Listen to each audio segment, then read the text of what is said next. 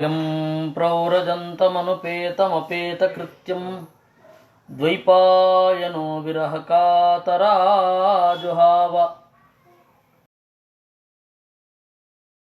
पुत्रेति तन्मयतया तरवोऽपि नेदुः तं सर्वभूतहृदयं मुनिमानतोऽस्मि यस्यानुभावमखिलश्रुतिसारमेकम् अध्यात्मदीपमतितितीर्षतां तमोन्धं संसारिणां करुणयाः पुराणगुह्यं तं व्याससूनुमुपयामि गुरुं मुनीनां नारायणं नमस्कृत्य नरं चैव नरोत्तमं देवीं सरस्वतीं व्यासं ततो ग्रन्थमुदीरये।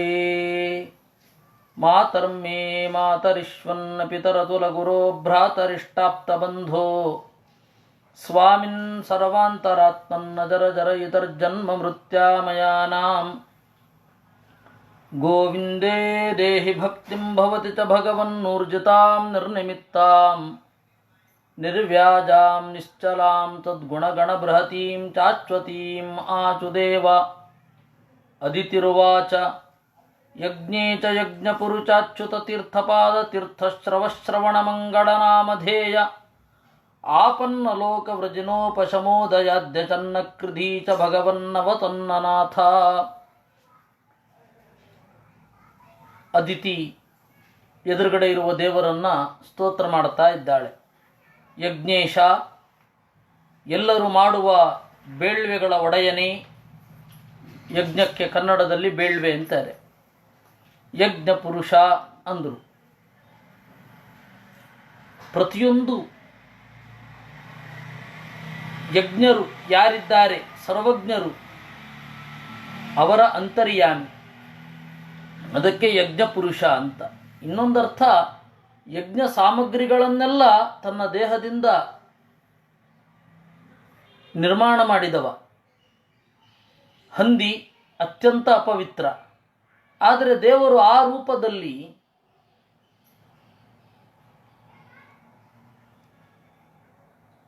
ಯಜ್ಞಕ್ಕೆ ಯೋಗ್ಯವಾದ ಪದಾರ್ಥಗಳನ್ನು ನಿರ್ಮಾಣ ಮಾಡಿದ್ದಾನೆ. ಅದಕ್ಕೆ ಅವನಿಗೆ ಯಜ್ಞವರಾಹ ಅಂತ. ಯಜ್ಞ ಪುರುಷ ಅಂತ ಅದೇ ಅರ್ಥದಲ್ಲಿ. ಅಚ್ಯುತ, ಎಂದೂ ಜಾರದವ. ತೀರ್ಥಪಾದ, ಗಂಗೆ ಎಂಬ ತೀರ್ಥ ಇವನ ಅಡಿಗಳಿಂದ ಹೊರಬಂತು, ಅದಕ್ಕೆ ತೀರ್ಥಪಾದ. ತೀರ್ಥಶ್ರವ, ಪವಿತ್ರವಾದ ಕೀರ್ತಿ. ಇವನ ಕೀರ್ತಿಯನ್ನು ಕೇಳಿದರೆ ಮನಸ್ಸು ತೊಳೆದು ಹೋಗುತ್ತೆ.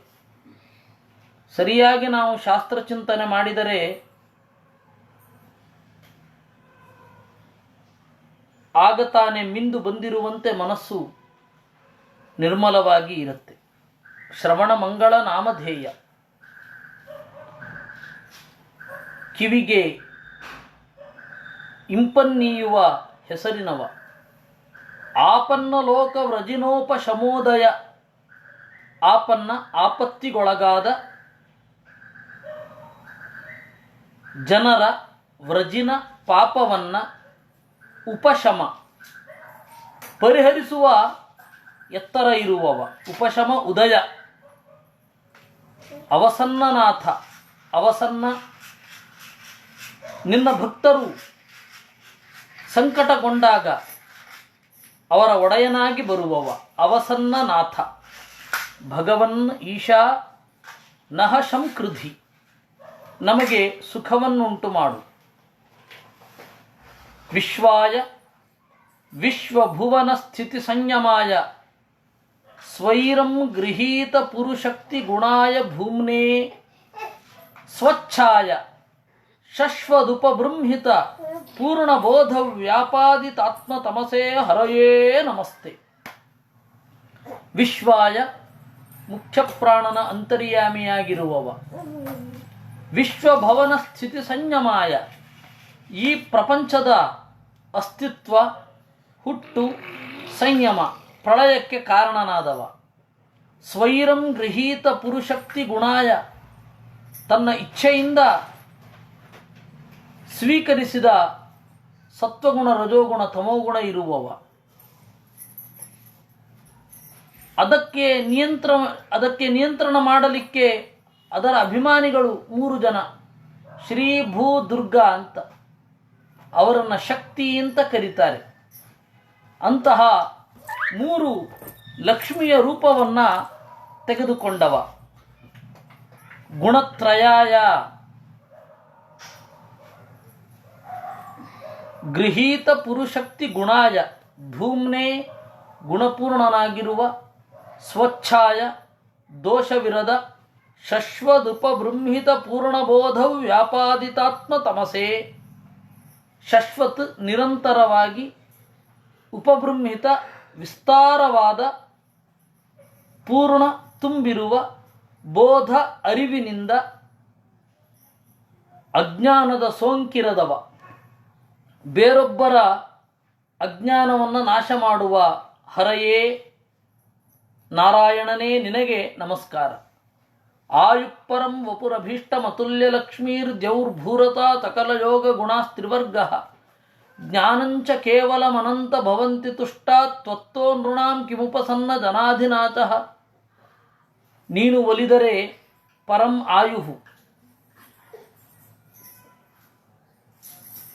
ದೀರ್ಘಕಾಲದ ಬಾಳು, ಅವರ ಅಭೀಷ್ಟಂ ವಪುಹು ಬೇಕಾದ ದೇಹ, ಅತುಲ್ಯ ಲಕ್ಷ್ಮೀ ಎಣೆಯಿರದ ಸಂಪತ್ತು, ದ್ಯೌರ್ಭೂರಸಾಹ ಆಕಾಶ ಭೂಮಿ ಪಾತಾಳ ಇವುಗಳ ಒಡೆತನ, ಸಕಲ ಯೋಗ ಗುಣಾ ಎಲ್ಲ ಸಿದ್ಧಿಗಳು, ಅಣಿಮ ಮಹಿಮ ಗರಿಮ ಲಘಿಮ ಪ್ರಾಪ್ತಿ ಇತ್ಯಾದಿಗಳು, ತ್ರಿವರ್ಗ ಧರ್ಮ ಅರ್ಥ ಕಾಮ, ಜ್ಞಾನಂಚ ಕೇವಲಂ ನಿರಪೇಕ್ಷವಾದ ಸರ್ವಜ್ಞತ್ವ, ಇವೆಲ್ಲವೂ ಉಂಟಾಗತ್ತೆ. ಇವೆಲ್ಲ ಉಂಟಾಗುವಾಗ ಕಿಮುಪಸನ್ನ ಜನಾಧಿನಾಶ, ನಿನ್ನ ಭಕ್ತರ ಮನಸ್ಸಿನ ವೇದನೆ ನಾಶ ಆಗೋದಿಲ್ವೇ? ಅದಿತ್ಯೈವಂ ಸ್ತುತೋ ರಾಜನ್ ಭಗವಾನ್ ಪುಷ್ಕರೇಕ್ಷಣಃ ಕ್ಷೇತ್ರಜ್ಞಃ ಸರ್ವಭೂತಾನಾಂ ಇತಿ ಹೋವಾಚ ಭಾರತ. ಅದಿತಿ ಈ ರೀತಿ ಸ್ತೋತ್ರ ಮಾಡಿದಾಗ ಪುಷ್ಕರೇಕ್ಷಣಃ ದೇವರು ಬಹಳ ಸಂತುಷ್ಟನಾದ ಅಂತ ಎಲ್ಲಿದೆ ಅಂದರೆ ಪುಷ್ಕರೇಕ್ಷಣಃ ಅಂತ ಇದೆ. ಅಗಲವಾದ ಕಣ್ಣು ಅಗಲ ಆಗೋದು ದುಃಖ ಆದಾಗಲ್ಲ, ಸುಖ ಆದಾಗ, ಸಿಟ್ಟು ಬಂದಾಗ ಅಲ್ಲ, ಸುಖ ಆದಾಗ. ಅದರಿಂದಾಗಿ ಪುಷ್ಕರೇಕ್ಷಣಃ ಅಂತ ಹೇಳಿದಾಗ ಸಂತುಷ್ಟನಾಗಿ ಅಂತ ಅರ್ಥ. ಅವನು ನುಡಿದ, ಯಾರು? ಸರ್ವಭೂತಾನಾಂ ಕ್ಷೇತ್ರಜ್ಞ, ಎಲ್ಲ ಜೀವರ ದೇಹವನ್ನು ಇಂಚಿಂಚೂ ಬಲ್ಲವ. ಅದಕ್ಕೆ ಅವನಿಗೆ ಕ್ಷೇತ್ರಜ್ಞ ಅಂತ. ನಾವು ಕ್ಷೇತ್ರಜ್ಞರಲ್ಲ. ಕ್ಷೇತ್ರಜ್ಞ ಅನ್ನುವ ಶಬ್ದಕ್ಕೆ ಕೆಲವರು ಜೀವ ಅಂತ ಅರ್ಥ ಮಾಡ್ತಾರೆ. ಕ್ಷೇತ್ರದ ಒಳಗಡೆ ಇರುವವ ಜೀವ, ಕ್ಷೇತ್ರ ಅಂದರೆ ದೇಹ, ಕ್ಷೇತ್ರದ ಒಳಗಡೆ ಇರೋನು ಜೀವ. ಅದರಿಂದಾಗಿ ಅಹಂ ಕ್ಷೇತ್ರಜ್ಞ ಅಂತ ದೇವರು ಭಗವದ್ಗೀತೆಯಲ್ಲಿ ಹೇಳ್ತಾ ಜೀವ ಹಾಗೂ ಪರಮಾತ್ಮ ಒಬ್ಬರೇ ಅನ್ನೋದನ್ನು ಹೇಳಿದ್ದಾನೆ ಅಂತ ಕೆಲವರು ಹೇಳ್ತಾರೆ. ನಮಗೆ ನಮ್ಮ ಶರೀರದ ಬಗ್ಗೆ ಗೊತ್ತಿದ್ದರೆ ನಾವ್ಯಾಕಿಷ್ಟು ಕಷ್ಟಪಡ್ತಾ ಇದ್ವಿ? ನಮಗೇನಾರು ಆದರೆ ನಮಗೇನಾಗಿದೆ ಅಂತ ನೀವು ತಿಳ್ಕೊಂಡಿದ್ದೀರಾ ಅಂತ ಬೇರೆ ಯಾರ ಹತ್ರನೋ ಹೋಗಿ ಕೊಡ್ತೀವ? ವೈದ್ಯರ ಹತ್ರ ಹೋಗ್ತೀವೋ ಇಲ್ವೋ? ಕ್ಷೇತ್ರಜ್ಞರಲ್ಲ. ಇದು ಒಂದು ಜನಪ್ರಿಯವಾದ ಯುಕ್ತಿಯನ್ನು ಹೇಳಿದ್ದು. ಆದರೆ ಅನುಭವಕ್ಕೆ ಬರೋದೇನು ಅಂದರೆ ನಮ್ಮ ಬಗ್ಗೆ ನಮಗೆ ಗೊತ್ತಿಲ್ಲ. ಈ ದೇಹ ಬರಲಿಕ್ಕೆ ಎಷ್ಟು ಪಾಪಗಳುಂಟು ಈ ಹಿಂದೆ ಇತ್ಯಾದಿಗಳು ಯಾವುದೂ ಕೂಡ ಗೊತ್ತಿಲ್ಲ ನಮಗೆ. ಅದರಿಂದಾಗಿ ಕ್ಷೇತ್ರಜ್ಞ ಅಂದರೆ ದೇವರು. ಅದಕ್ಕೆ ನೋಡಿ ಇಲ್ಲಿ ಸರ್ವಭೂತಾನಾಂ ಕ್ಷೇತ್ರಜ್ಞ ಅಂತ, ಎಲ್ಲ ಜೀವರ ದೇಹವನ್ನು ಪೂರ್ಣವಾಗಿ ತಿಳಿದವ ಅಂತಹ ದೇವರು ಇತಿ ಹೋವಾಚ ಈ ರೀತಿಯಾಗಿ ನುಡಿದ. ಏನಂತ ಹೇಳಿದ ದೇವರು? ದೇವಮಾತರ್ಭವತ್ಯಾಮೇ ವಿಜ್ಞಾತಂ ಚಿರಕಾಂಕ್ಷಿತಂ ಯತ್ಸಪತ್ನೈರ್ಹೃತಶ್ರೀಣಾಂ ಬಾಧಿತಾನಾಂ ಸ್ವಧಾಮತಃ. ಓ ದೇವತೆಗಳ ತಾಯಿ ಅದಿತಿಯೇ, ಚಿರಕಾಂಕ್ಷಿತಂ, ನಿನ್ನ ದೀರ್ಘಕಾಲದ ಬಯಕೆ ವಿಜ್ಞಾತಂ, ನನಗೆ ಗೊತ್ತಿದೆ. ನಿನ್ನ ಶತ್ರುಗಳು, ನಿನ್ನ ಮಕ್ಕಳ ಶತ್ರುಗಳು ನಿನ್ನ ಮಕ್ಕಳ ಸಂಪತ್ತನ್ನು ಕಿತ್ತುಕೊಂಡಿದ್ದಾರೆ. ಅವರ ಮನೆಯಿಂದಲೇ ಅವರನ್ನು ಓಡಿಸಿದ್ದಾರೆ. ತಾನ್ ವಿನಿರ್ಜಿತ್ಯ ಸಮರೇ ದುರ್ಮದಾನ್ ಅಸುರರ್ಷಭಾನ್ ಪ್ರತಿಲಬ್ಧ ಜಯಶ್ರೀಭಿ ಪುತ್ರೈ ಇಚ್ಛಸಿ ಉಪಾಸಿತು. ಈ ಶಬ್ದ ಬಹಳ ಮುಖ್ಯ. ದುರ್ಮದಾನ್, ಬಹಳ ಕೊಬ್ಬಿರುವ, ಅಸುರರ್ಷಭಾನ್, ಅಸುರ ಶ್ರೇಷ್ಠರನ್ನು ವಿನಿರ್ಜಿತ್ಯ, ಗೆದ್ದು, ಪ್ರತಿಲಬ್ಧ ಜಯಶ್ರೀಭಿ, ತಮ್ಮ ಸಂಪತ್ತನ್ನು ಪಡೆದಿರುವ, ಪುತ್ರೈ, ಮಕ್ಕಳ ಜೊತೆಗೂಡಿ, ಉಪಾಸಿತು, ನನ್ನನ್ನು ಹೊಂದಲು ಇಚ್ಛಸಿ, ಬಯಸಿದ್ದೀಯ. ದ್ವಿತೀಯ ಬಯಕೆ ಹೀಗಿರಲಿಲ್ಲ, ಅದಿತಿಯ ಬಯಕೆ ಹೀಗಿತ್ತು. ಮೂರು ಲೋಕವನ್ನು ತಮ್ಮ ವಶಕ್ಕೆ ತೆಗೆದುಕೊಂಡ ದೇವತೆಗಳ ಜೊತೆಗೆ, ಅಂದರೆ ನನ್ನ ಮಕ್ಕಳ ಜೊತೆಗೆ ದೇವರನ್ನು ಉಪಾಸನೆ ಮಾಡಬೇಕು ಅಂತಿತ್ತು. ದೇವರದನ್ನು ಗುರುತಿಸಿದ್ದಾನೆ. ಅದರಿಂದಾಗಿ ವಾಮನನಾಗಿ ಇಲ್ಲಿ ಬಂದ. ಅದೇ ದಿತಿ ಬೇಡಿದಾಗ ಬರಲಿಲ್ಲ. ಯಾಕೆಂದರೆ ಈ ಅಂಶ ಇರಲಿಲ್ಲ. ಇಂದ್ರಜ್ಯೇಷ್ಠೈಶ್ಚ ತನಯೈ ಹತಾನಾಂ ಯುಧಿ ವಿದ್ವಿಷಾಂ ಸ್ತ್ರಿಯೋ ರುದಂತಿ ರಾಸಾದ್ಯ ದ್ರಷ್ಟುಮಿಚ್ಛಸಿ ದುಃಖಿತಾಹ. ನಿನ್ನ ಮಕ್ಕಳು ದಾನವರನ್ನು ಕೊಂದಾಗ ಅವರ ಹೆಂಡಿರು ಅಳುತ್ತಾ ನಿನ್ನ ಮುಂದೆ ಇರುವುದನ್ನು ನೀನು ಬಯಸುತ್ತೀಯ. ಇದು ಸ್ವಲ್ಪ ರಾಜಸ. ನನ್ನ ಮಕ್ಕಳ ಹಗೆಗಳ ಹೆಂಡಿರು ಅಳುತ್ತಾ ನನ್ನ ಮುಂದೆ ಕಾಣಿಸ್ಕೋಬೇಕು ಅಂತ ಹೇಳಿ ಅವಳ ಅದಿತಿಯ ಬಯಕೆ ಇತ್ತು. ದೇವರು ಹಾಗೇನು ಮಾಡೋಲ್ಲ. ಏಕೆಂದರೆ ಅಲ್ಲಿ ಬಲಿಯನ್ನು ಬೇರೆನೇ ರೀತಿಯಲ್ಲಿ ರಾಜ್ಯದಿಂದ ಕೆಳಗಡೆ ಇಳಿಸಬೇಕಾಗಿತ್ತು. ಆತ್ಮಜಾನ್ ಸುಸಮೃದ್ಧಾನ್ಸ್ತ್ವಂ ಪ್ರತ್ಯಾಹೃತ ಯಶಶ್ರಿಯ ನಾಕಪೃಷ್ಠಮಧಿಷ್ಠಾಯ ಕ್ರೀಡತೋ ದ್ರಷ್ಟುಮಿಚ್ಛಸಿ. ನಿನ್ನ ಮಕ್ಕಳು ಸಂಪತ್ ಸಮೃದ್ಧರಾಗಿ ಕಳೆದು ಹೋದದ್ದನ್ನು ಮತ್ತೆ ಪಡೆದು ಸ್ವರ್ಗವನ್ನು ಏರಿ ಆಡುವುದನ್ನು ನೋಡಬೇಕು ಅಂತ ನೀನು ಬಯಸಿದ್ದೀಯ. ಪ್ರಾಯೋಧುನಾತೆ ಸುರಯೂಥನಾಥ ಅವಾರಣೀಯ ಇತಿ ದೇವಿ ಮೇ ಮತಿ ಯತ್ತೇನು ಕೂಲೇಶ್ವರ ವಿಪ್ರಗುಪ್ತ ನ ವಿಕ್ರಮಸ್ತತ್ರ ಸುಖಂ ದದಾತಿ. ಪ್ರಾಯ ಆ ದೈತ್ಯರು ಅವಾರಣೀಯ, ಅವರನ್ನು ಗೆಲ್ಲಲಿಕ್ಕಾಗೋದಿಲ್ಲ ಅಂತ ನೀನು ಅಂದುಕೊಂಡಿದ್ದಿ. ಅವರನ್ನು ಕೆಳಗಡೆ ಇಳಿಸಬಾರದು, ಅವರನ್ನು ಕೊಲ್ಲಬಾರದು ಅನ್ನೋ ನನ್ನ ಸಂಕಲ್ಪ ಅಂತಾನೆ ದೇವರು. ದೈತ್ಯರನ್ನು ಕೊಲ್ಲಬಾರದು. ಇತಿ ಮೇ ಮತಿ ಯತ್ತೇನು ಕೂಲೇಶ್ವರ ವಿಪ್ರಗುಪ್ತ ನ ವಿಕ್ರಮಸ್ತತ್ರ ಸುಖಂ ದದಾತಿ. ಯಾಕೆ ಅಂದರೆ ಅವರಿಗೆ ಅನುಕೂಲನ ದೇವರ ಸಂಕಲ್ಪ ಅವರಿಗೆ ಅನುಕೂಲವಾಗಿ ಇದೆ. ಅಂದರೆ ನನ್ನ ಸಂಕಲ್ಪ ಅವರಿಗೆ ಅನುಕೂಲವಾಗಿದೆ. ಅಂದರೆ ತನ್ನನ್ನು ತಟಸ್ಥವಾಗಿ ಹೇಳ್ಕೊಳ್ಳೋದು. ಅದು ಎಲ್ಲ ಕಡೆ ಕಂಡಿದೆ ಅಲ್ಲ. ಕೃಷ್ಣ ಗೀತೆಯಲ್ಲೇ ಹೇಳ್ತಾನೆ, ಎಲ್ಲರ ಹೃದಯದ ಒಳಗಡೆ ಈಶ್ವರ ಇರ್ತಾನೆ ಅಂತ ಹೇಳ್ತಾನೆ. ಅಲ್ಲಿ ಈಶ್ವರ ಅಂದರೆ ಯಾರು? ಅವನೇ. ನಾವು ಹೇಳ್ಕೊಳ್ಳಲ್ವಾ, ಇವನು ಹೀಗೆ ಮಾಡ್ತಾನೆ ಅಂತ ಹೇಳ್ಕೋತೇವೆ. ಹಾಗೆ ದೇವರು ಕೂಡ ತನ್ನನ್ನು ತಟಸ್ಥವಾಗಿ ಹೇಳಿಕೊಂಡ. ದೇವರು ಅವರಿಗೆ ಅನುಕೂಲನಾಗಿದ್ದಾನೆ, ನಾನು ಅವರನ್ನು ಕೊಲ್ಲುವುದಿಲ್ಲ. ಅಥಾಪ್ಯುಪಾಯೋ ಮಮ ದೇವಿ ಚಿಂತ್ಯ ಸಂತೋಷಿತಸ್ಯ ವ್ರತಚರ್ಯ ಯಾತೆ ಮಮಾರ್ಚನಂ ನಾರ್ಹತಿ ಗಂತುಮನ್ಯಥಾ ಶ್ರದ್ಧಾನುರೂಪಂ ಫಲಹೇತುಕತ್ವಾತ್. ಆದರೂ ನಿನ್ನ ವ್ರತಚರ್ಯೆಯಿಂದ ನನಗೆ ಸಂತೋಷ ಆಗಿದೆ. ನೀನು ಮಾಡಿದ ವ್ರತ ಹುಸಿ ಹೋಗುವುದಿಲ್ಲ. ನೀನು ಮಾಡಿದ ವ್ರತ ವ್ಯರ್ಥ ಅಲ್ಲ, ವೃಥಾ ಅಲ್ಲ.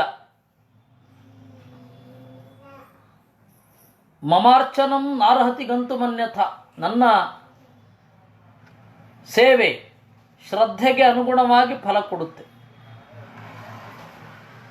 ತ್ವಯಾರ್ಚಿತಶ್ಚ ಅಹಂ ಅಪತ್ಯಗುಪ್ತಯೇ ಪಯೋವ್ರತೇನ ಅನುಗುಣಂ ಸಮೀಡಿತಃ ಸ್ವಾಂಶೇನ ಪುತ್ರತ್ವಂ ಉಪೇತ್ಯತೆ ಸುತಾನ್ ಪಾತಾಸ್ಮಿ ಮಾರೀಚ ತಪಸ್ಯವಸ್ಥಿತಃ. ನೀನು ನನ್ನನ್ನು ಪ್ರಾರ್ಥನೆ ಮಾಡಿದೆ, ನನಗೆ ಬಹಳ ಖುಷಿಯಾಗಿದೆ. ನನ್ನನ್ನು ಚೆನ್ನಾಗಿ ಸ್ತೋತ್ರ ಮಾಡಿದೆ ಅಂದರೆ ನನ್ನ ಸ್ವರೂಪ ನಿನಗೆ ತಿಳಿದಿದೆ, ನೀನು ಜ್ಞಾನಿ. ನಾನೇ ನಿನ್ನ ಮಗನಾಗಿ ಬರ್ತೇನೆ. ಸ್ವಾಂಶೇನ ಪುತ್ರತ್ವಮುಪೇತ್ಯ ಪಾತಾಸ್ಮಿ, ನಿನ್ನನ್ನು ರಕ್ಷಣೆ ಮಾಡ್ತೇನೆ, ನಿನ್ನ ಮಕ್ಕಳನ್ನು ರಕ್ಷಣೆ ಮಾಡ್ತೇನೆ. ಉಪಧಾವ ಪತಿಂ ಭದ್ರೇ ಪ್ರಜಾಪತಿಂ ಅಕಲ್ಮಷಂ ಮಾಂಚ ಭಾವಯ ತೇಪತ್ಯಮೇವಂ ರೂಪಂ ಅವಸ್ಥಿತಂ. ನಿನ್ನ ಗಂಡನ ಮೊರೆ ಹೋಗು, ನನ್ನನ್ನು ನಿನ್ನ ಮಗನಾಗಿ ಚಿಂತಿಸು, ನಾನು ಬರ್ತೇನೆ. ಅಂದರೆ ಇವರಿಬ್ಬರು ಬೆರೆಯುವುದರಿಂದ ವಾಮನ ಏನು ಹುಟ್ಟಿದ್ದಲ್ಲ. ಅದಕ್ಕೆ ಅವನು ಹೇಳಿದ, ನನ್ನನ್ನು ಚಿಂತಿಸು, ನಿನ್ನ ಗಂಡನ ಮೊರೆ ಹೋಗು ಅಂದ. ನೈತತ್ಪರಸ್ಮಾ ಆಖ್ಯೇಯಂ ದೇವಗುಹ್ಯಂ ಕಥಂಚನ ಸರ್ವಂ ಸಂಪದ್ಯತೆ ದೇವಿ ದೇವಗುಹ್ಯಾತ್ ಸುಸಂವೃತಾತ್. ಇದನ್ನು ಬೇರೆಯವ್ರಿಗೆ ಹೇಳಬಾರ್ದು, ಇದು ದೇವಗುಹ್ಯ. ಕೆಲವೊಂದು ರಹಸ್ಯಗಳನ್ನು ಯಾರಿಗೂ ಹೇಳಬಾರದಾಗಿರುತ್ತೆ. ದೇವಗುಹ್ಯ, ಆ ರಹಸ್ಯವನ್ನು ಹೃದಯದಲ್ಲಿ ಮಾತ್ರ ಇಟ್ಕೊಂಡಿರಬೇಕು. ನೀನು ಹೃದಯದಲ್ಲಿ ಇಟ್ಟುಕೊಂಡ್ರೆ ಈ ಕೆಲಸ ಆಗತ್ತೆ.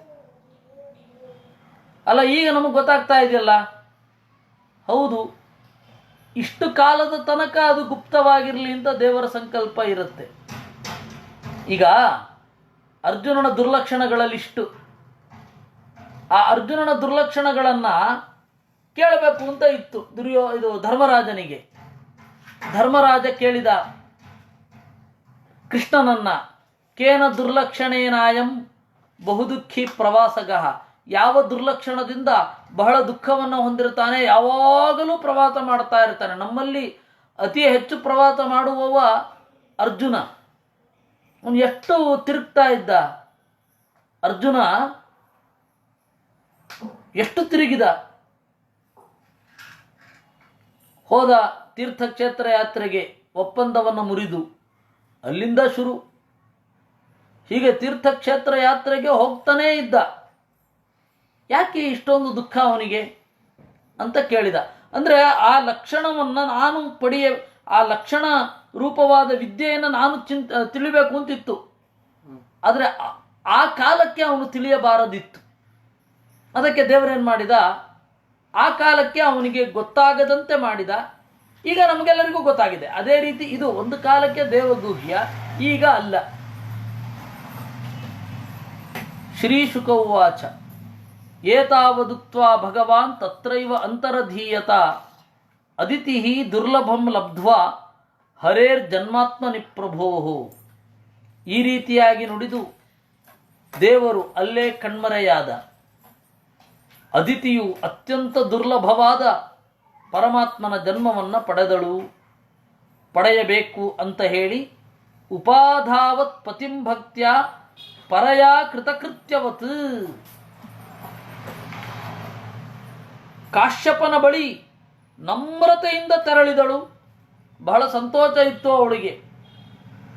ಸವೈ ಸಮಾಧಿ ಯೋಗೇನ ಕಾಶ್ಯಪ ತದವ ಬುದ್ಧ್ಯತ. ಕಶ್ಯಪರಿಗೂ ಧ್ಯಾನದಿಂದ ಅದು ಗೊತ್ತಾಯಿತು, ದೇವರು ಅದಿತಿಗೆ ಏನು ಹೇಳಿದ್ದಾನೆ ಅಂತ. ಪ್ರವಿಷ್ಟಂ ಆತ್ಮನಿ ಹರೇಹೇ ಅಂಶಂ ಹಿ ಅವಿತಥೇಕ್ಷಣಃ ಸೋದಿತ್ಯಾಂ ವೀರ್ಯಮಾಧತ್ತ ತಪಸಾ ಚಿರಸಂಭೃತಂ. ನನ್ನ ಒಳಗಡೆ ದೇವರು ಪ್ರವಿಷ್ಟನಾಗಿದ್ದಾನೆ ಅಂತ ಒಳಗಣ್ಣಿನಿಂದ ಗೊತ್ತಾಯಿತು. ಯಾರಿಗೆ? ಕಶ್ಯಪರಿಗೆ. ಅದ್ರ ಬಗ್ಗೆ ಹೇಳ್ತಾರೆ, ಅವಿತಥೇ ಕ್ಷಣ. ಅವಿತಥ ಅಂತಂದರೆ, ವಿತಥ ಅಂತಂದರೆ ಸುಳ್ಳು ಅಥವಾ ವ್ಯರ್ಥ, ಭ್ರಮೆ. ಈ ಕ್ಷಣ ಅಂದರೆ ಜ್ಞಾನ, ಶುದ್ಧವಾದ ಜ್ಞಾನ ಇರುವ ಆ ದೇವರು, ಶುದ್ಧವಾದ ಜ್ಞಾನ ಇರುವ ಕಶ್ಯಪರಿಗೆ ಗೊತ್ತಾಯಿತು, ನನಗೆ ಈ ದೇವರ ಪ್ರವೇಶ ಆಗಿದೆ, ನಾನು ಇದನ್ನು ಅದಿತಿಯಲ್ಲಿ ಹೀಗೆ ಪಾಸ್ ಆನ್ ಮಾಡಬೇಕು ಅಂತ ಅವರಿಗೆ ಗೊತ್ತಾಯಿತು. ಧ್ಯಾನ ಯೋಗದಿಂದ ದೇವರು ಏನು ಹೇಳಿದ್ದಾನೆ ಅಂತ ತಿಳಿದುಕೊಂಡು ಅವರು ಮಾಡಿದ್ದು. ಅದಿತ್ಯಾಂ ನಿಹಿತಂ ಗರ್ಭಂ ಸೋದಿತ್ಯಾಂ ವೀರ್ಯಮಾಧತ್ತ ತಪಸಾ ಚಿರಸಂಭೃತಂ. ದೀರ್ಘಕಾಲ ತಾವು ಧ್ಯಾನದಿಂದ ಪಡೆದುಕೊಂಡಿದ್ದ ದೇವರ ಸನ್ನಿಧಾನವನ್ನು ಅದಿತಿಯಲ್ಲಿ ಇಟ್ಟರು. ಸಮಾಹಿತ ಮನಾರಾಜನ್ ದಾರುಣ್ಯಜ್ಞಂ ಯಥಾನಿಲಃ ಅದಿತ್ಯಾಂ ನಿಹಿತಂ ಗರ್ಭಂ ಭಗವಂತಂ ಸನಾತನಂ ಹಿರಣ್ಯಗರ್ಭೋ ವಿಜ್ಞಾಯ ಸಮೀಡೇ ಗುಹ್ಯ ನಾಮಭಿ. ಸಮಾಹಿತ ಮನಾಹ, ಆ ಅದಿತಿಯೊಡನೆ ಕೂಡುವಾಗ ದೇವರಲ್ಲಿ ಅವನ ಮನಸ್ಸಿತ್ತಂತೆ, ಕಶ್ಯಪನದ್ದು. ದೇವರು ಹೇಗೆ ಪ್ರವೇಶ ಮಾಡಿದ? ದಾರುಣಿ ಅಗ್ನಿಂ ಯಥಾ ನಿಲಃ. ಅನಿಲ, ಗಾಳಿಗೆ ಗೊತ್ತಿದೆ ಕಟ್ಟಿಗೆಯಲ್ಲಿ ಬೆಂಕಿ ಎಲ್ಲಿದೆ ಅಂತ. ಹಾಗೆ ಬ್ರಹ್ಮದೇವರಿಗೂ ಗೊತ್ತಾಯಿತು. ಅದು ಕೇವಲ ಕಶ್ಯಪರಿಗೆ ಮಾತ್ರ ಗೊತ್ತಾಗಿದ್ದಲ್ಲ, ಬ್ರಹ್ಮದೇವರಿಗೂ ಗೊತ್ತಾಯಿತು. ಅದಿತಿಯ ಗರ್ಭದ ಒಳಗಡೆ ದೇವರು ಬಂದು ಕುಳಿತಿದ್ದಾನೆ, ಇನ್ನೇನು ಅವತಾರ ಮಾಡ್ತಾನೆ ಅಂತ ಅವರು ಅತ್ಯಂತ ಗುಟ್ಟಾದ ನಾಮಗಳಿಂದ ದೇವರನ್ನು ಪ್ರಾರ್ಥನೆ ಮಾಡಿದರಂತೆ. ಗರ್ಭಸ್ತುತಿ ಕೃಷ್ಣನ ಅವತಾರ ಕಾಲದಲ್ಲಿ ಮಾತ್ರ ಆಗಿದ್ದಲ್ಲ, ಎಲ್ಲ ಕಾಲದಲ್ಲಿಯೂ ಆಗಿದೆ. ರಾಮನ ಅವತಾರ ಕಾಲದಲ್ಲಿಯೂ ಆಗಿದೆ, ಕೃಷ್ಣನ ಅವತಾರ ಕಾಲದಲ್ಲಿಯೂ ಆಗಿದೆ, ವಾಮನನ ಅವತಾರ ಕಾಲದಲ್ಲಿಯೂ ಆಗಿದೆ. ವಾಮನಾವತಾರ ಕಾಲದಲ್ಲಿ ಏನಾಯಿತು? ಇದೇ ರೀತಿ ಗರ್ಭಸ್ತುತಿ ಆಯಿತು. ಆ ಗರ್ಭಸ್ತುತಿಯಲ್ಲಿ ಇದ್ದ ಅಂಶಗಳೇನು ಅದನ್ನು ಈಗ ನಾವು ನೋಡ್ತಾ ಇದ್ದೇವೆ. ಜಯೋರುಗಾಯ ಭಗವನ್ ಉರುಕ್ರಮ ನಮೋಸ್ತುತೆ, ನಮೋ ಬ್ರಹ್ಮಣ್ಯ ದೇವಾಯ ತ್ರಿಯುಗಾಯ ನಮೋಸ್ತುತೆ. ಉರುಗಾಯ, ಹಿರಿಯರೆಲ್ಲ ನಿನ್ನ ಬಗೆಗೆ ಹಾಡ್ತಾರೆ, ಓ ದೇವರೇ ನೀನು ಜಯ, ನಿನ್ನ ಉತ್ಕೃಷ್ಟತೆ ನನಗೆ ಗೊತ್ತಾಗಲಿ. ಜಯ ಅಂದರೆ ದೇವರೇ ಗೆಲ್ಲು ಅಂತ ಆಶೀರ್ವಾದ ಅಲ್ಲ, ನಿನ್ನ ಗೆಲುವು ನನಗೆ ಗೊತ್ತಾಗಲಿ ಅಂತ. ಜಯ ಉರುಗಾಯ ಭಗವನ್ ಉರುಕ್ರಮ, ಹಿರಿದಾದ ಹೆಜ್ಜೆ ಉಳ್ಳವನೇ ನಿನಗೆ ನಮಸ್ಕಾರ. ನಮೋ ಬ್ರಹ್ಮಣ್ಯ ದೇವಾಯ, ಯಾರು ಜ್ಞಾನವನ್ನು ಇಷ್ಟಪಡ್ತಾರೆ ಅಂತಹವರ ಒಡೆಯ. ತ್ರಿಯುಗಾಯ, 3 ಯುಗದಲ್ಲಿ ಅವತರಿಸುವ ನಿನಗೆ ನಮಸ್ಕಾರ. ನಮೋಸ್ತು ಪೃಷ್ಣಿಗರ್ಭಾಯ ವೇದಗರ್ಭಾಯ ವೇಧಸೆ ತ್ರಿಗುಣಾಯ ತ್ರಿಪೃಷ್ಠಾಯ ಶಿಪಿವಿಷ್ಟಾಯ ವಿಷ್ಣವೇ. ಪೃಷ್ಣಿಗರ್ಭ, ಪೃಷ್ಣಿ ಅನ್ನುವ ಋಷಿ ಪತ್ನಿಯಲ್ಲಿ ನೆಲೆಗೊಂಡವ, ಅಂತಹ ನಿನಗೆ ನಮಸ್ಕಾರ, ಪೃಷ್ಣಿಗರ್ಭ ಅಂತ. ಹಾಗೆ ವೇದಗರ್ಭ, ವೇದವೆಂಬ ಹೆಣ್ಣಿನ ಬಸಿರಿನೊಳಗಡೆ ಯಾವಾಗಲೂ ಇರುವವ ವೇದಗರ್ಭ. ವೇಧಸೆ, ಎಲ್ಲರ ಒಡೆಯ. ತ್ರಿಗುಣಾಯ, ಸತ್ವರಜಸ್ತಮೋ ಗುಣಗಳನ್ನು ನಿಯಂತ್ರಣಕ್ಕಾಗಿ ಇಟ್ಟುಕೊಂಡವ. ತ್ರಿಪೃಷ್ಠಾಯ, 3 ಮನೆಯವ. ಶ್ವೇತದ್ವೀಪ, ಅನಂತಾಸನ, ವೈಕುಂಠ. ಶಿಪಿವಿಷ್ಟ, ಶಿಪಿ ಅಂತಂದರೆ ಮುಖ್ಯ ಪ್ರಾಣ, ಅವನೊಳಗಡೆ ನೆಲೆಗೊಂಡವ ಶಿಪಿವಿಷ್ಟ. ಮುಖ್ಯ ಪ್ರಾಣನೊಳಗಡೆ ಕೂತ ವಿಷ್ಣವೇ, ಎಲ್ಲ ಗುಣಗಳ ನೆಲೆಯಾದ ನಿನಗೆ ನಮಸ್ಕಾರ. ತ್ವಮಾದಿರಂತೋ ಭುವನಸ್ಯ ಮಧ್ಯಂ ಅನಂತ ಶಕ್ತಿಂ ಪುರುಷಂ ಯಮಾಹುಃ ಕಾಲೋ ಭವಾನ್ ಆಕ್ಷಿಪತೀಹ ವಿಶ್ವಂ ಸ್ರೋತೋ ಯಥಾಂಬ ಪತಿತಂ ಗಭೀರಂ. ತ್ವಂ ಆದಿಹಿ, ನೀನು ಇದರ ಮೊದಲಿಗ. ಅಂತಹ ಇದರ ಕೊನೆಯನ್ನು ಮುಟ್ಟಿಸುವವ, ಇದರ ನಡುವಣ ಭಾಗವನ್ನು ಪಾಲಿಸುವವ. ನಿನ್ನನ್ನು ಅನಂತ ಶಕ್ತಿ ಪುರುಷ ಅಂತ ಕರೀತಾರೆ. ನೀನು ಕಾಲ ನಿಯಾಮಕ. ಆಕ್ಷಿಪತಿಯ ವಿಶ್ವಂ, ಈ ಪ್ರಪಂಚವನ್ನು ಕಾಲ ಕಾಲಕ್ಕೆ ನೀನೇ ಸಂಕಲ್ಪದಿಂದ ಆಯಾ ರೀತಿಯಲ್ಲಿ ಮುನ್ನಡೆಸುತ್ತೀಯ. ಹೇಗೆ? ಸ್ರೋತೋ ಯಥಾಂಬ ಪತಿತಂ ಗಭೀರಂ. ಪ್ರವಾಹ ತನ್ನ ಒಳಗಡೆ ಬರುವ ನೀರನ್ನು ತಾನೇ ಸುರುಳಿಸುತ್ತಿ, ತಾನೇ ನೇರವಾಗಿ ಒಯ್ದು ತಾನೇ ಇನ್ನೊಂದರ ಒಳಗಡೆ ಪ್ರವೇಶ ಮಾಡುತ್ತೆ. ಹೇಗೆ? ಹಾಗೆ ಇದೆಲ್ಲವೂ ಕಾಲಪ್ರವಾಹದಲ್ಲಿ ಅಂತರ್ಗತವಾಗಿದೆ. ತ್ವಂ ವೈ ಪ್ರಜಾನಾಂ ಸ್ಥಿರಜಂಗಮಾನಾಂ ಪ್ರಜಾಪತೀನಾಂ ಅಸಿ ಸಂಪ್ರವಿಷ್ಟಃ ದಿವೌಕಸಾಂ ದೇವ ದಿವಶ್ಚ್ಯುತಾನಾಂ ಪರಾಯಣಂ ನೌರಿವ ಮಜ್ಜತೋಪ್ಸು. ಸ್ಥಿರಜಂಗಮಾನಾಂ, ಸ್ಥಾವರ ಜಂಗಮ ಪ್ರಾಣಿಗಳಿಗೆ ನೀನು ಅಂತರ್ಯಾಮಿ, ಎಲ್ಲರಿಗೂ ಪರಾಯಣ ಗತಿ. ಹೇಗೆ? ಮಜ್ಜತಃ ಅಪ್ಸು ನೌರಿವ, ಮುಳುಗುವವನಿಗೆ ದೋಣಿ ಹೇಗೆ ಹಾಗೆ ನಿನ್ನ ಭಕ್ತರಿಗೆ ನೀನು ಆಸರೆ. ಹೀಗೆ ಭಾಗವತದಲ್ಲಿ 8ನೇ ಸ್ಕಂಧ 16ನೇ ಅಧ್ಯಾಯ. ಇದು ಬ್ರಹ್ಮದೇವರ ಸ್ತೋತ್ರ. ಇಲ್ಲಿ ಸಂಕ್ಷಿಪ್ತವಾಗಿದೆ. ಇವತ್ತು ರಮೇಶ್ ಅವರು ಒಂದು ಪ್ರಶ್ನೆ ಮಾಡಿದ್ರು, ವಾಮನನ ಬಾಲ್ಯ ಮೊದಲಾದವುಗಳೆಲ್ಲ ಇಲ್ವಾ?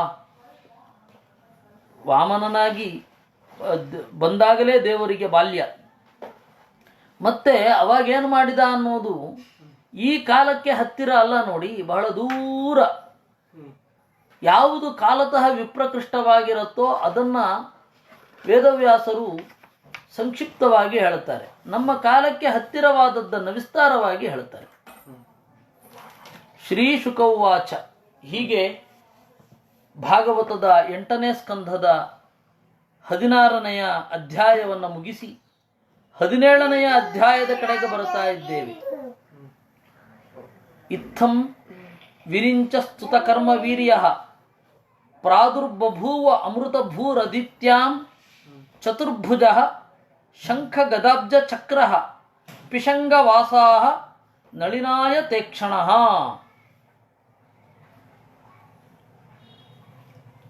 ಅಲ್ಲಿ ಜಯಂತಿ ಕಲ್ಪಕರು.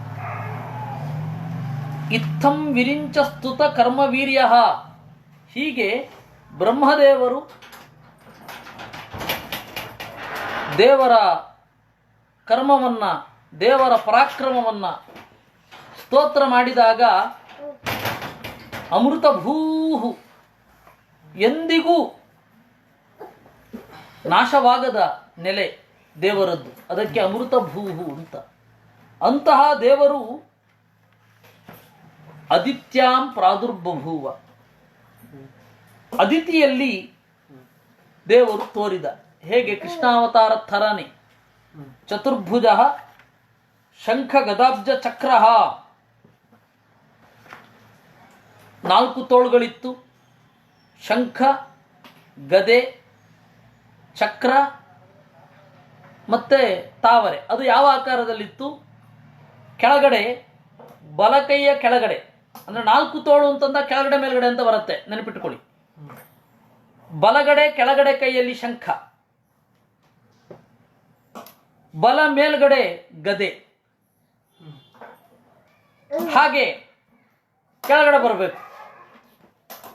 ಬಲ ಎಡ ಕೈ ಕೆಳಗಡೆ, ಎಡ ಕೆಳಗಡೆಯ ಕೈನಲ್ಲಿ ತಾವರೆ, ಎಡ ಮೇಲ್ಗಡೆಯ ಕೈ ಚಕ್ರ. ಅದು ವಾಮನ ರೂಪ ಹುಟ್ಟುವಾಗ ದೇವರು ಆ ರೀತಿ ವಿನ್ಯಾಸ ಇಟ್ಕೊಂಡಿದ್ದು. ಇರೋದು 4 ದೇವರ ಆಯುಧಗಳು: ಶಂಖ, ಚಕ್ರ, ಗದಾ, ಪದ್ಮ. ಇದರ ಪರ್ಮಿಟೇಷನ್ ಕಾಂಬಿನೇಷನ್ ಅನ್ನು ನೀವು ಪೂರ್ತಿಯಾಗಿ ನೋಡಿದರೆ 24 ರೂಪ ಆಗತ್ತೆ. ಆ 24 ರೂಪಗಳನ್ನು ನಾವು ಪ್ರತಿ ದಿವಸ ಸಂಧ್ಯಾವಂದನಲ್ಲಿ ಕೇಶವ ಸ್ವಾಹ, ನಾರಾಯಣ ಸ್ವಾಹ, ಮಾಧವ ಸ್ವಾಹ ಅಂತ. ಹಾಗೆ ಇಲ್ಲಿ ದೇವರು ತೋರಿದ ರೂಪ ಹೀಗೆ: 4 ತೋಳುಗಳು, ಶಂಖ, ಗದೆ, ತಾವರೆ, ಚಕ್ರ ಇವುಗಳನ್ನು ಇಟ್ಕೊಂಡಿದ್ದಾನೆ. ಪಿಶಂಗವಾಸಾಹ, ಹಳದಿ ಬಣ್ಣದ ಬಟ್ಟೆ ಅಂದರೆ ಪೀತಾಂಬರ ಅಂತ. ನಳಿನಾಯತೆ ಕ್ಷಣ, ಅಗಲವಾದ ಕಣ್ಣು. ಶ್ರೀವತ್ಸವಕ್ಷ, ಆ ಕಣ್ಣು ನೋಡ್ತಾ ಇರಬೇಕು, ಅಷ್ಟು ಅಭ್ಯಾಸ ಆಗಬೇಕದು. ದೇವರು ನನ್ನನ್ನು ಅಗಲ ಕಣ್ಣುಗಳಿಂದ ನೋಡ್ತಾ ಇದ್ದಾನೆ ಅಂತ. ಹಾಗೆ ನೋಡಿದ್ರೆ ಪವಿತ್ರ. ಅಪವಿತ್ರ ಪವಿತ್ರೋವ ಹೇಳಲ್ವೇ? ದೇವರೇ, ಅಗಲವಾದ ಕಣ್ಗಳಿಂದ ನನ್ನನ್ನು ನೋಡು ಒಮ್ಮೆ, ಇಲ್ಲಿಂದ ಹಿಡಿದು ಇಲ್ಲಿಯವರೆಗೆ, ಆಗಲೇ ನಾನು ಪವಿತ್ರ ಆಗೋದು. ಅಂದರೆ ಆ ದೇವರ ನೋಟವೆಂಬ ನೀರು ನಮ್ಮನ್ನು ಮೀಸಬೇಕು, ಇಡೀ ನಮ್ಮ ದೇಹದ ತುಂಬ ಹರಿಯಬೇಕು ಅದು. ಶ್ಯಾಮಾವದಾತಃ ಝಷ ರಾಜಕುಂಡಲ ತ್ವಿಶೋಲ್ಲಸತ್ ಶ್ರೀ ವದನಾಂಬುಜ ಪುಮಾನ್ ಶ್ರೀವತ್ಸವಕ್ಷ ವಲಯಾಂಗದೋಲ್ಲಸತ್ ಕಿರೀಟ ಕಾಂಚೀ ಗುಣಚಾರು ನೂಪುರ. ಶ್ಯಾಮಾವದಾತಃ, ನೀಲಿ ಬಣ್ಣದ ಮೈಯವ. ಝಷರಾಜ ಕುಂಡಲ ತ್ವಿಷ ಉಲ್ಲಸಚ್ಛ್ರೀ ವದನಾಂಬುಜ, ಮೀನಿನ ಆಕಾರದ ಕಿವಿಯೋಲೆಯಿಂದ ಕಂಗೊಳಿಸುವ ಕದಪು ಕೆನ್ನೆ ಇದೆ ಅವನಿಗೆ. ಶ್ರೀವತ್ಸವಕ್ಷಾಹ, ಅವನ ಎದೆಯಲ್ಲಿ ಶ್ರೀವತ್ಸ ಚಿಹ್ನೆ ಇದೆ. ಕೈಯಲ್ಲಿ ವಲಯ, ಬಳೆ, ತೋಳಬಂದಿ, ಕಿರೀಟ, ಡಾಬು ಮತ್ತೆ ಕಾಲಿಗೆ ಗೆಜ್ಜೆ ಎಲ್ಲವೂ ಇದೆ. ಮಧು ವ್ರತವು ರಾತ ವಿಘುಷ್ಟಯ ಸ್ವಯ ವಿರಾಜಿತ ಶ್ರೀ ವನಮಾಲಯ ಹರಿಹಿ ಪ್ರಜಾಪತೆ ವೇಶ್ಮತಮ ಸ್ವರೋಚಿಷ ವಿನಾಶಯನ್ ಕಂಠ ನಿವಿಷ್ಟ ಕೌಸ್ತುಭ. ದೇವರ ವನಮಾಲೆ, ಎಲ್ಲ ಹೂಗಳ ಮಾಲೆ ಹೆಗಲಿನಿಂದ ಅಡಿಯ ತನಕ ಇದೆ. ಆ ಹೂವು ಎಷ್ಟು ಫ್ರೆಶ್ ಅಂತ ಹೇಳಿದರೆ ದುಂಬಿಗಳು ಗುಯ್ಗುಡುತ್ತಾ ಇವೆ. ತನ್ನ ಮೈಯ ಬೆಳಕಿನಿಂದ ಪ್ರಜಾಪತೇ ವೇಶ್ಮತಮಃ ವಿನಾಶಯನ್, ಆ ಬಸಿರಿನ ಕೋಣೆಯಲ್ಲಿರುವ ಕತ್ತಲನ್ನು ಹೋಗಲಾಡಿಸುತ್ತಾ ದೇವರು ಕಂಡ. ಕಂಠ ನಿವಿಷ್ಟ ಕೌಸ್ತುಭ, ಕಂಠದಲ್ಲಿ ಕೌಸ್ತುಭವನ್ನು ಬೇರೆ ಧರಿಸಿದ್ದಾನೆ. ದಿಶ ಪ್ರಸೇದು ಸಲಿಲಾಶಯಾಸ್ತದ ಪ್ರಜಾಪ್ರಹೃಷ್ಟ ಋತವೋ ಗುಣಾನ್ವಿತಾ ದ್ಯೌರಂತರಿಕ್ಷಂ ಚಿತಿರಗ್ನಿಜಿಹ್ವಾ ಗಾವೋ ದ್ವಿಜಾ ಸಂಜಹೃಷು ನಗಾಶ್ಚ. ಅದರಿಂದ ದಿಶ ಪ್ರಸೇದು, ಎಲ್ಲ ದಿಕ್ಕು ಪ್ರಸನ್ನವಾಗಿತ್ತು. ದಿಶ ಪ್ರಸೇದು. ಆಮೇಲೆ ಸಲಿಲಾಶಯಾ, ಎಲ್ಲ ಕಡೆ ನೀರು ತಿಳಿಯಾಯಿತು, ನೀರು ತಿಳಿಯಾಯಿತು. ಪ್ರಜಾಪ್ರಹೃಷ್ಟಾ, ಪ್ರಜೆಗಳೆಲ್ಲ ಸಂತೋಷಗೊಂಡ್ರು. ಅವ್ರಿಗೆ ಯಾಕೆ ಅಂತ ಗೊತ್ತಿಲ್ಲ, ಅವರಿಗೆ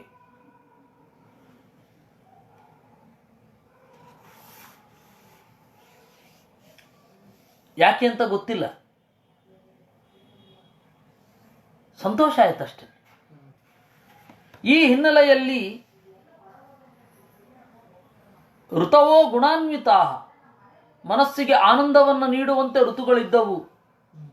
ದ್ಯೌಹು ಅಂತರಿಕ್ಷಂ, ಆಗಸದಲ್ಲಿ ಸಂತೋಷ ಮನೆ ಮಾಡಿತು. ಕ್ಷಿತಿ ಭೂಮಿ, ಆಮೇಲೆ ಮನೆ ಮನೆಗಳಲ್ಲಿ ಪೂಜೆಯನ್ನು ಸ್ವೀಕರಿಸುವ ದೇವರು ಅಗ್ನಿರೂಪನಾಗಿ ಪೂಜೆಯನ್ನು ಅಗ್ನಿಯಲ್ಲಿ ನೆಲೆಗೊಂಡು ಪೂಜೆಯನ್ನು ಸ್ವೀಕರಿಸುವ ದೇವರು ಸಂತಸಗೊಂಡ. ಬರ್ತಾ ಇದ್ದೇನೆ ಅಂತ ತೋರಿಸಿದ. ಹೇಗೆ? ಅಗ್ನಿ ಪ್ರಸನ್ನವಾಗಿ ಉರಿತಾ ಇತ್ತು, ಶಾಂತವಾಗಿ ಉರಿತಾ ಇರೋದು ಅಂತಾರೆ, ಒಂದೇ ತರಹದ ಜ್ವಾಲೆ. ಗಾವೋ ದ್ವಿಜಾಹ, ಹಸುಗಳಿಗೆ ಖುಷಿಯಾಯಿತು, ಪ್ರಜೆಗಳಿಗೆ ಖುಷಿಯಾಯಿತು. ಸಂಜಹರ್ಷರು ನಗಾಶ್ಚ, ಮರಗಳಿಗೂ ಖುಷಿಯಾಯಿತು. ನಗಾಹ ಅಂದರೆ ಓಡಾಡದವುಗಳು. ಶ್ರೋಣಾಯಾಂ ಶ್ರವಣದ್ವಾದಶ್ಯಾಂ ಮುಹೂರ್ತೆ ಅಭಿಜಿತಿ ಪ್ರಭು ಸರ್ವೇ ನಕ್ಷತ್ರ ತಾರಾದ್ಯಾಹ ಚಕ್ರುಹು ತಜ್ಜನ್ಮ ದಕ್ಷಿಣಂ.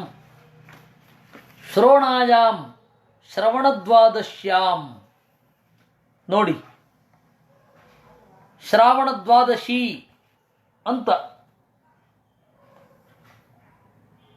ಶ್ರೋಣಾಯಾಮ್ ಶ್ರವಣ ದ್ವಾದಶ್ಯಾಮೇನು? ಭಾದ್ರಪದ ದ್ವಾದಶ್ಯಾಮ ಆಗಬೇಕಲ್ವ. ನಾವು ದಧಿವಾಮನ ಹುಟ್ಟಿದ ದಿವಸ ಅಂತ ಯಾವುದನ್ನು ಆಚರಿಸ್ತೇವೆ? ಭಾದ್ರಪದ ಮಾಸ. ಭಾದ್ರಪದ ಮಾಸದ ದ್ವಾದಶಿ, ಶುಕ್ಲ ಪಕ್ಷದ ದ್ವಾದಶಿ ಅವನು ಹುಟ್ಟಿದ್ದು ಅಂತ ನಾವು ಚಿಂತನೆ ಮಾಡುವುದು. ಇಲ್ಲಿ ನೋಡಿ, ಶ್ರವಣಾಯಾಮ್ ಶ್ರವಣದ್ವಾದಶ್ಯಾಮ್. ಹಾಗಲ್ಲ, ಶ್ರವಣದ್ವಾದಶಿ ಅಂತಂದ್ರೆ ಶ್ರವಣ ನಕ್ಷತ್ರದ ದ್ವಾದಶಿ ಅಂತ. ಸರಿ, ಶ್ರವಣ ನಕ್ಷತ್ರ ದ್ವಾದಶಿ ಇದ್ರೆ ಶ್ರವಣಾಯಾಮ್ ಯಾಕೆ? ಪುನರುಕ್ತ ಆಯಿತು. ಅದರಿಂದಾಗಿ ಶ್ರವಣಾಯಾಮ್ ಶ್ರವಣದ್ವಾದಶ್ಯಾಮ್ ಎರಡೆರಡು ಪುನರುಕ್ತ ಆಯಿತು. ಶ್ರವಣ ನಕ್ಷತ್ರದಲ್ಲಿ, ಶ್ರವಣ ನಕ್ಷತ್ರದಿಂದ ಕೂಡಿರುವ ದ್ವಾದಶಿಯಲ್ಲಿ ಹುಟ್ಟಿದ ಅಂತ. ಅದಕ್ಕೆ ಶ್ರವಣಾಯಾಮ್ ಶ್ರಾವಣದ್ವಾದಶ್ಯಾಮ್ ಅಂತ ಪಾಠ ಇರಬೇಕು ಇಲ್ಲಿದು ಅಂತ. ಅವಾಗೇನಾಗತ್ತೆ? ಸಿಂಹ ಮಾಸದ ಶ್ರಾವಣ ಮಾಸ, ಸಿಂಹ ಮಾಸ ಇರಬೇಕು ಅಲ್ಲಿ. ಸಿಂಹ ಮಾಸದ ದ್ವಾದಶಿ ಚಾಂದ್ರ ಭಾದ್ರಪದ, ಈ ರೀತಿ ಅರ್ಥ ಆಗುತ್ತೆ. ಇಲ್ಲಿ ಹೇಳಿದ್ದನ್ನೇ ಇಟ್ಟುಕೊಂಡು ರೋಹಿಣ್ಯಾಂ ಅರ್ಧರಾತ್ರಿಯತು ಅನ್ನುವಲ್ಲಿ ಅರ್ಥ ಮಾಡಬೇಕು. ನೋಡಿ, ಸಿಂಹ ಮಾಸವನ್ನು ಲೆಕ್ಕಿಸಬೇಕಾದ್ರೆ ಆಟಿ ಸೋಣ ಅಂತ ಕರೀತಾರೆ. ಅಲ್ಲಿ ಸೋಣ ಅಂದರೆ ಭಾದ್ರಪದ ಅಂತ. ಸೌರಮಾಸದಲ್ಲಿ ತಮಿಳುನಾಡಿನಲ್ಲಿ ಮತ್ತು ತುಳುನಾಡಿನಲ್ಲಿ ಆಟಿ ಸೋಣ ಅಂತಾರೆ. ಸೋಣ ಅಂತಂದರೆ ಸಿಂಹ ಮಾಸ, ಅದು ಭಾದ್ರಪದ ಆಗತ್ತೆ. ಸಾಮಾನ್ಯ ಭಾದ್ರಪದ ಆಗುತ್ತೆ, ಕೆಲವೊಮ್ಮೆ ಶ್ರವಣ ಮಾಸವೂ ಆಗುತ್ತೆ. ಅದರಿಂದಾಗಿ ಶ್ರವಣ ಮಾಸದ ಶ್ರವಣ ನಕ್ಷತ್ರ ಇರುವ ಸಿಂಹ ಮಾಸದ ದ್ವಾದಶಿ, ಸಿಂಹ ಮಾಸದ ಶುಕ್ಲ ಪಕ್ಷದ ದ್ವಾದಶಿ ದಧಿವಾಮನ ಹುಟ್ಟಿತು. ದಧಿವಾಮನ ಜಯಂತಿ ಮಾಡ್ಬೇಕಾದ್ರೆ ಇದೇ ರೀತಿ ಮಾಡ್ತೇವೆ ಅಲ್ವಾ? ಅದೇ ರೀತಿ ಕೃಷ್ಣನಿಗೂ ಅನ್ವಯಿಸಬೇಕು ವಸ್ತುತಃ. ಏನು ಮಾಡುವುದು? ಆಚಾರ್ಯರ ಮಾತು ನಮಗೆ ಪ್ರಮಾಣ ಆಗಬೇಕು. ಎಲ್ಲ ಧರ್ಮಶಾಸ್ತ್ರಕಾರರೆಲ್ಲ ಆಮೇಲೆ. ಶ್ರವಣಾಯಾಮ್ ಶ್ರವಣದ್ವಾದಶ್ಯಾಂ ಮುಹೂರ್ತೆ ಅಭಿಜಿತಿ ಪ್ರಭು ಸರ್ವೇ ನಕ್ಷತ್ರ ತಾರಾದ್ಯಾ ಚಕ್ರುಸ್ತಜ್ಜನ್ಮ ದಕ್ಷಿಣಂ. ಎಲ್ಲ ನಕ್ಷತ್ರ, ತಾರೆ, ಎಲ್ಲ ಅಭಿಮಾನಿ ದೇವತೆಗಳು ಕೂಡ ಅವನಿಗೆ ಪ್ರದಕ್ಷಿಣೆ ಬಂದರಂತೆ ಹುಟ್ಟುವಾಗ. ಇದಕ್ಕೆ ಹಲವಾರು ಅರ್ಥ ಉಂಟು ಈ ಶ್ಲೋಕಕ್ಕೆ. ಸರ್ವೇ ನಕ್ಷತ್ರ ತಾರಾದ್ಯಾ ಚಕ್ರುಸ್ತಜ್ಜನ್ಮ ದಕ್ಷಿಣಂ ಅಂದರೆ ದೇವರು ಹುಟ್ಟುತ್ತಾನೆ ಅಂತ ಹೇಳಿ ಒಳ್ಳೊಳ್ಳೆ ಸ್ಥಾನಗಳಲ್ಲಿ ಅವುಗಳು ನಿಂತುಕೊಂಡವು. ಅವುಗಳು ಒಳ್ಳೆಯ ಸ್ಥಾನದಲ್ಲಿ ನಿಂತುಕೊಂಡ್ರೂ ದೇವರಿಗೆ ಏನು ಬದಲಾವಣೆ ಇಲ್ಲ. ಅವನು ಸರ್ವಗುಣ ಪೂರ್ಣನೇ, ಅವನಿಗೆ ಯಾವ ಅನಿಷ್ಟ ಯೋಗ ಆಗೋದೇ ಇಲ್ಲ. ಸೇವೆ ಅಂತ ಹೇಳಿ ಅವರು ಆ ರೀತಿ ನಿಂತರಷ್ಟೇ. ದ್ವಾದಶ್ಯಾಂ ಸವಿತಾತಿಷ್ಠನ್, ಯಾವಾಗ? ಮುಹೂರ್ತೆ ಅಭಿಜಿತೆ, ಅಭಿಜಿನ್ ಮುಹೂರ್ತದಲ್ಲಿ. ಅಭಿಜಿನ್ ಮುಹೂರ್ತ ಒಂದು ಸ್ವಲ್ಪ ತಡ ಆಗತ್ತೆ.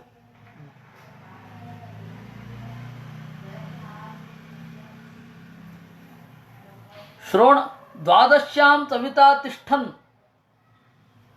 ಮಧ್ಯಂದಿನ ಗತೋ ನೃಪ ವಿಜಯಾ ನಾಮ ಸಾ ಪ್ರೋಕ್ತ ಯಸ್ಯಾಂ ಜನ್ಮ ವಿದುರಹರೇಹೆ.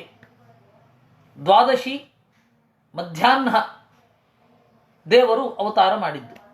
ಮಧ್ಯಂದಿನ ಗತೋ ನೃಪ ಸವಿತಾ, ಮಧ್ಯಂದಿನ ಗತಃ ನೃಪ, ಸವಿತಾ.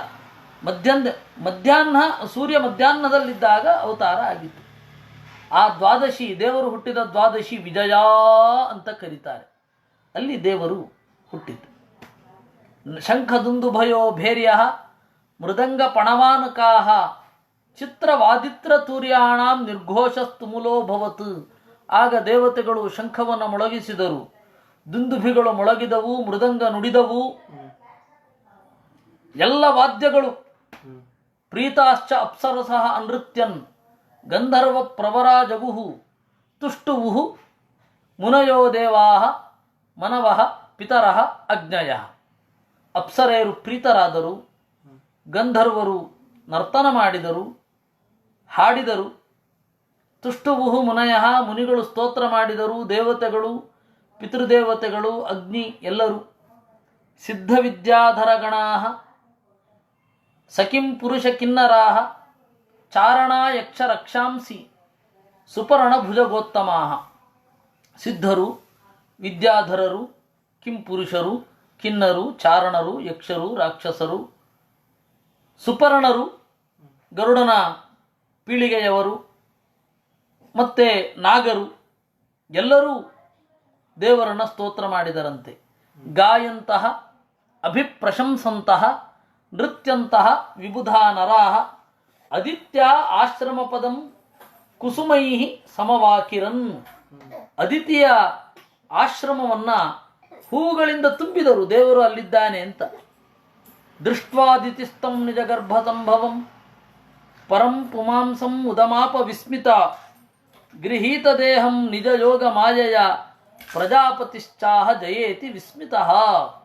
ಅದಿತಿ ನೋಡಿದಳು, ನಿಜಗರ್ಭ ಸಂಭವಂ, ತನ್ನ ಬಸಿರಿನೊಳಗಿಂದ ಬಂದಂತೆ ಎದ್ದು ನಿಂತಿದ್ದಾನೆ. ಪರಮಂ ಪುಮಾಂಸಂ ದೃಷ್ಟ್ವಾ ವಿಸ್ಮಿತಾ ಮುದಮಾಪ, ಅಚ್ಚರಿಗೊಂಡು ಸಂತೋಷ ಹೊಂದಿದಳು. ಗೃಹೀತ ದೇಹಂ ನಿಜ ಯೋಗ ಮಾಯೆಯ, ತನ್ನ ಇಚ್ಛೆಗನುಗುಣವಾಗಿ ದೇಹವನ್ನು ತಳೆದ ಅವನನ್ನು ನೋಡಿ ಪ್ರಜಾಪತಿ ಕಶ್ಯಪರು ಏನಂತ ಹೇಳಿದ್ರು, ಜಯ ಇತಿ ಆಹ, ಜಯ ಜಯ ಅಂತ ಹೇಳಿದ್ರಂತೆ. ಹೀಗೆ ಯತ್ತದ್ವಪುರ್ಭಾತಿ ವಿಭೂಷಣಾಯುಧೈ ಅವ್ಯಕ್ತವತ್ ವ್ಯಕ್ತಮಧಾರಯದ್ಧರಿ ಬಭೂವ ತೇನೈವ ಸವಾಮನೋ ವಟುಃ ಸಂಪಶ್ಯತೋ ದಿವ್ಯಗತಿರ್ ಯಥಾ ನಟಃ. ಎಲ್ಲ ಆಯುಧ, ಭೂಷಣ ಇವುಗಳೆಲ್ಲ ಇದೆ. ಮಗು ತೋರಿದ ಕೂಡಲೇ ಈ ರೀತಿ ಆಯುಧಗಳಿಂದ, ವಿಭೂಷಣಗಳಿಂದ, ಸೇಮ್ ಅದೇ ಕೃಷ್ಣಾವತಾರ ಥಾರಾನೆ. ವ್ಯಕ್ತಮಧಾರಯದ್ಧರಿ, ದೇವರೇನು ಮಾಡಿದ, ತನ್ನ ರೂಪವನ್ನು ಉಪಸಂಹಾರ ಮಾಡಿಕೊಂಡು, ಅಂದರೆ ಜನರ ಕಣ್ಣಿಗೆ ಕಾಣಿಸದೆ, ವಾಮನೋ ವಟುಹು ಬಭೂವ, ವಟು ವಾಮನ ಆದ. ಸಂಪಶ್ಯತೋಹೋ, ನೋಡ್ತಾ ಇರುವಾಗಲೇನೆ. ಹೇಗೆ? ದಿವ್ಯಗತಿರಿ ಯಥಾ ನಟಃ, ನಟನೊಬ್ಬ ತನ್ನ ಕಾಸ್ಟ್ಯೂಮ್ ಬದಲಿಸಿದ ಹಾಗೆ ಅಂತ. ಇದೇ ಉದಾಹರಣೆ ಇರೋದು. ಸಂಪಶ್ಯತೋಹೋ ದಿವ್ಯಗತಿ ಯಥಾ ನಟಃ, ನಟ. ತಂವಟುಂ ವಾಮನಂ ದೃಷ್ಟ್ವಾ ಮೋದಮಾನ ಮಹರ್ಷಯಃ ಕರ್ಮಾಣಿ ಕಾರಯಾಮಾಸು ಪುರಸ್ಕೃತ್ಯ ಪ್ರಜಾಪತಿಂ. ಎಲ್ಲ ಋಷಿಗಳಿಗೆ ಸಂತೋಷ ಆಯಿತಂತೆ. ಅವರು ಪ್ರಜಾಪತಿನ್ ಪುರಸ್ಕೃತ್ಯ, ಕಾಶ್ಯಪರನ್ನು ಮುಂದೆ ಮಾಡಿಕೊಂಡು ಎಲ್ಲ ಸಂಸ್ಕಾರಗಳನ್ನು ಮಾಡಿದರು. ತಸ್ಯೋಪನೀಯಮಾನಸ್ಯ ಸಾವಿತ್ರೀಂ ಸವಿತಾಬ್ರವೀತ್ ಬೃಹಸ್ಪತಿರ್ ಬ್ರಹ್ಮಸೂತ್ರಂ ಮೇಖಲಾಂ ಕಾಶ್ಯಪೋದದೌ. ಉಪನಯನ ಆಗುವಾಗ ಸ್ವಯಂ ಸವಿತಾ,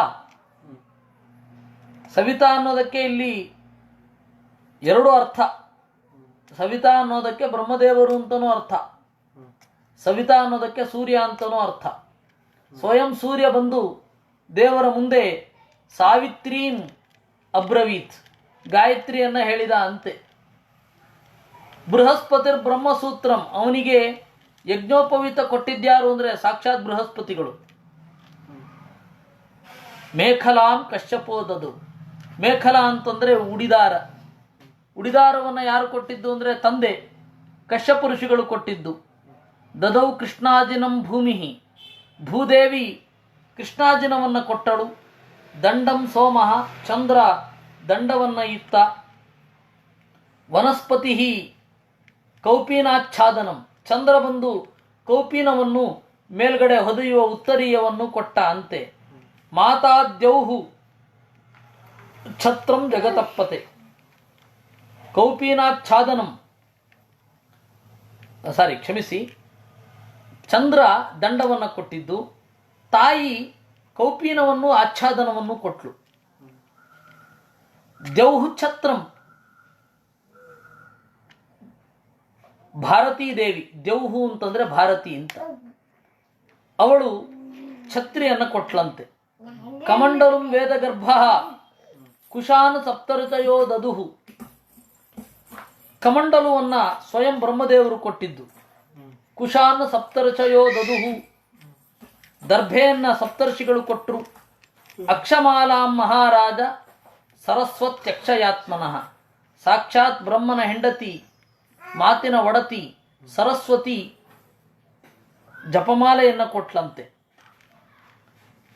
ತಸ್ಮಾ ಇತ್ಯುಪನೀತಾಯ ಯಕ್ಷರಾಟ್ ಪಾತ್ರಿಕಾಮದಾತ್ ಭಿಕ್ಷಾಂ ಭಗವತಿ ಸಾಕ್ಷಾತ್ ಉಮಾದಾತ್ ಅಂಬಿಕಾ ಸತಿ. ಅವನಿಗಾಗಿ ಯಕ್ಷರಾಟ್ ಕುಬೇರ ಪಾತ್ರೆಯನ್ನು ಕೊಟ್ಟ. ಆ ಪಾತ್ರೆಯಲ್ಲಿ ಉಮಾದಾತ್ ಅಂಬಿಕಾ ಸತಿ ಪಾರ್ವತಿ ಏನಿದ್ದಾಳೆ ಅವಳು ಭಿಕ್ಷೆಯನ್ನು ಹಾಕಿದಳು. ಅದು ಇವತ್ತು ಸಾಂಕೇತಿಕವಾಗಿ ಮಾಡಿಸ್ತಾರೆ. ಅದು ಸಾಂಕೇತಿಕವಾಗಿ ಗೃಹಸ್ಥರ ಕೈನಲ್ಲಿ ಮಾಡಿಸ್ಬೇಕು. ಋಗ್ವೇದ ಮಧೀಶ್ವ, ಯಜುರ್ವೇದ ಮಧೀಶ್ವ, ಸಾಮವೇದ ಮಧೀಶ್ವ ಅಂತ ಹೇಳಿ ಒಂದೊಂದು ಬೊಗಸೆ ಅಕ್ಕಿಯನ್ನು ಅಥವಾ ಇಟ್ಟ ಆ ಪಾತ್ರೆಯಲ್ಲಿ ಅನ್ನವನ್ನು ಏನೋ ಹಾಕಬೇಕು. ಕೆಲವರು ಸನ್ಯಾಸಿಗಳ ಹತ್ತಿರ ಭಿಕ್ಷೆ ಹಾಕಿಸ್ತಾರೆ. ಅದು ಅಸಂಗತ. ಯಾಕೆ ಅಂದರೆ ಅವರೇ ಭಿಕ್ಷುಕರು. ಆ ಭಿಕ್ಷುಕನ ಕೈನಲ್ಲೇ ಒಟುವಿಗೇನು ಭಿಕ್ಷೆ ಹಾಕ್ಸೋದು, ಅದು ಬೇಕಿಲ್ಲ. ಅದೇನೋ ತಪ್ಪು ಸಂಪ್ರದಾಯಗಳು, ಕೆಲವೆಲ್ಲ ಕಾಮನ್ ಸೆನ್ಸ್ ಇಲ್ಲದೆ ಬಂದ್ಬಿಡುತ್ತೆ. ಏನು ಮಾಡೋಣ. ಇಲ್ಲಿ ಭಿಕ್ಷೆಯನ್ನು ಹಾಕಿದ್ಯಾರು ಅಂತಂದರೆ ಪಾರ್ವತೀ ದೇವಿ. ಸಬ್ರಹ್ಮ ವರ್ಚಸೇನೈವ ಸಭಾಂ ಸಂಭಾವಿತೋ ವಟುಹು ಬ್ರಹ್ಮರ್ಷಿಗಣ ಸಂಘುಷ್ಟ ಮತ್ಯರೋಚತ ಮಾರಿಚಃ. ಈ ರೀತಿಯಾಗಿ ವೈಭವದಿಂದ ವಾಮನನ ಉಪನಯನ ಆಯಿತು. ಇಡೀ ಸಭೆಯನ್ನ ತನ್ನ ಮೈಯಿಂದ ಕಂಗೊಳಿಸುವಂತೆ ಅವನು ಮಾಡಿದ. ಆಮೇಲೆ ಅವನು ಅಗ್ನಿ ಕಾರ್ಯವನ್ನ ಮಾಡಿದ. ಆಮೇಲೆ ಏನಾಯಿತು ಅನ್ನೋದನ್ನ ನಾವು ನಾಳೆ ನೋಡೋಣ ಅಂತ ಹೇಳ್ತಾ ಇವತ್ತಿನ ಚಿಂತನೆಯನ್ನ ದೇವರಲ್ಲಿ ಅರ್ಪಿಸೋಣ. ಕೃಷ್ಣಾರ್ಪಣಮಸ್ತು.